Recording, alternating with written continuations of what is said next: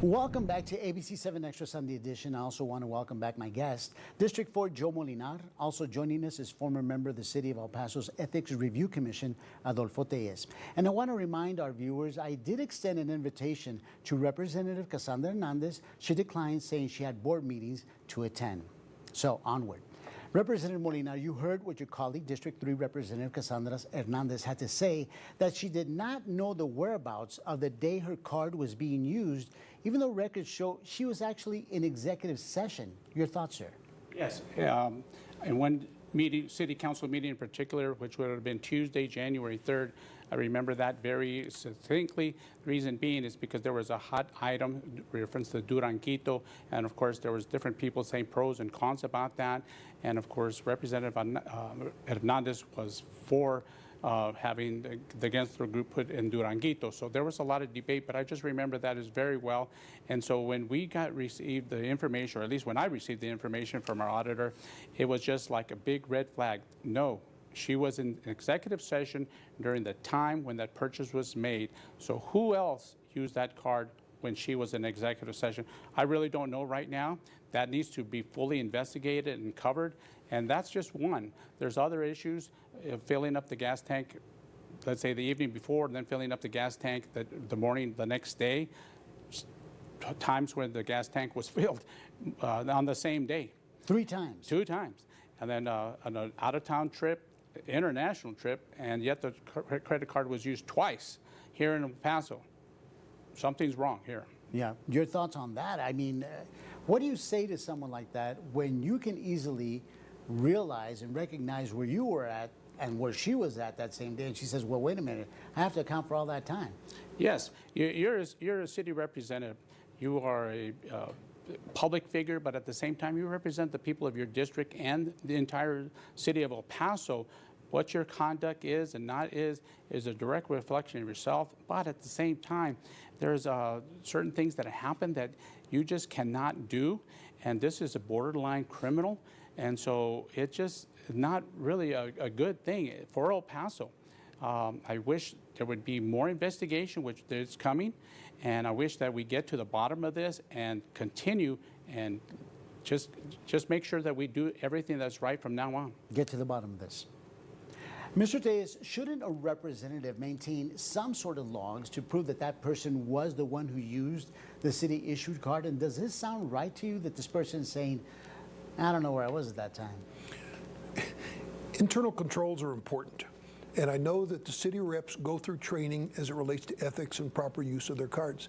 Absolutely lending your card to a third party to fill up a vehicle that is other than a city vehicle used for other, or their personal vehicle, because they're allowed to use it. And I haven't read the regs, but I'm guessing they wouldn't have the card if they weren't able to use it. But the use is excessive, it's abusive.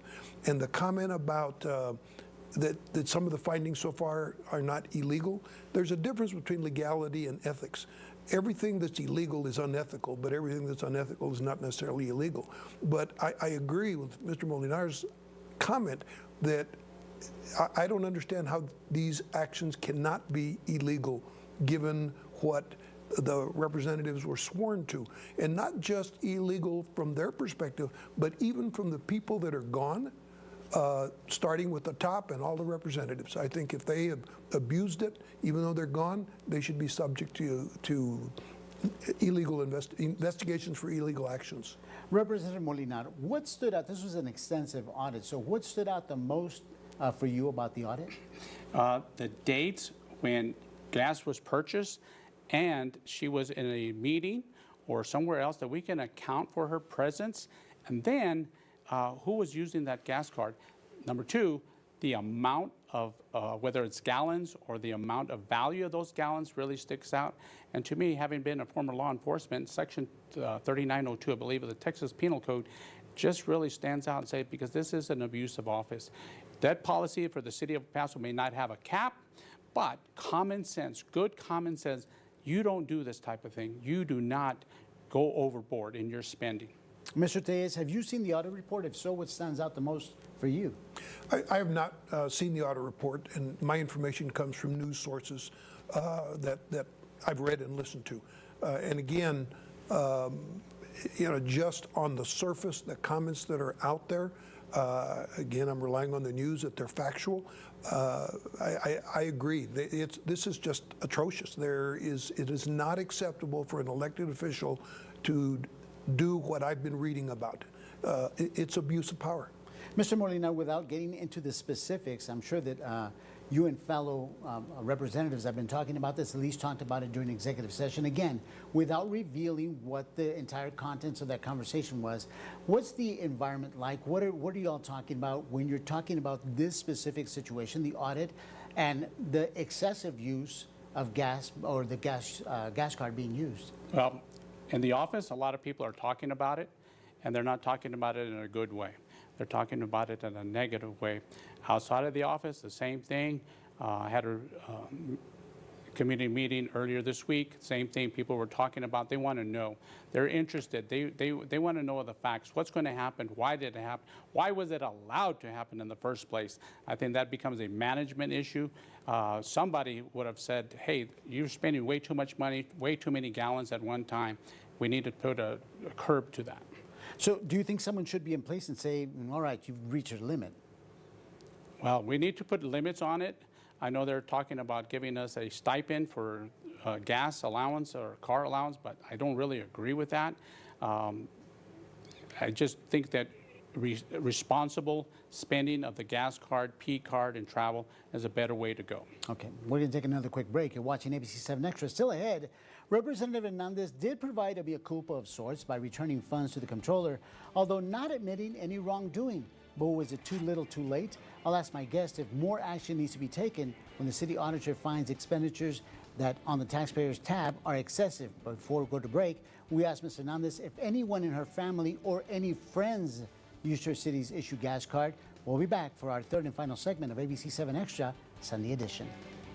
Yes, I can confidently say I'm the only one who uses it. In fact, I have thousands of dollars of personal expenses that we used for our family for fuel expenses. But if the auditor or if council ever gave us an opportunity to present those facts, then we'd be happy to share that.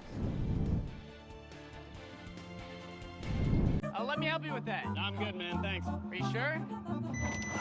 Everyone can use a little help. Volkswagen Tiguan with Front Assist. Visit your Volkswagen dealer this Memorial Day for 1.9% APR financing for 36 months on a new 2023 Tiguan or Taos. Join ABC-7 and El Paso Week for the Best of El Paso show this Sunday at 8 a.m. Learn about some of El Paso's top recommended businesses and services and what they're all about. El Paso Week's Best of El Paso show this Sunday at 8 a.m. on the El Paso Las Cruces CW. Oscar Leaser's Hyundai of El Paso's Memorial Day Mega Sales Event is live now through Memorial Day. We're celebrating with more inventory. Fully stocked with Tucson's and Santa Fe's now with 0% APR. Memorial Day Mega Savings with payments as low as $199 a month. And these SUVs are summer ready with spacious interior, advanced tech, and unbelievable fuel economy. Don't miss this mega limited time offer with 0% APR and payments as low as $199. At Oscar Leaser's Hyundai of El Paso, more cost less. In the home of the future, electricity will be made on site by each home's roof, windows, and driveways. Energy will be stored in batteries and in our vehicles, allowing each home to be truly energy independent. We will also be able to share electricity between homes via apps on our phones, just like we can with cash today. Imagine the possibilities. At Sunshine City Solar, we have the vision to get you there, El Paso. So call today and come with us to the future.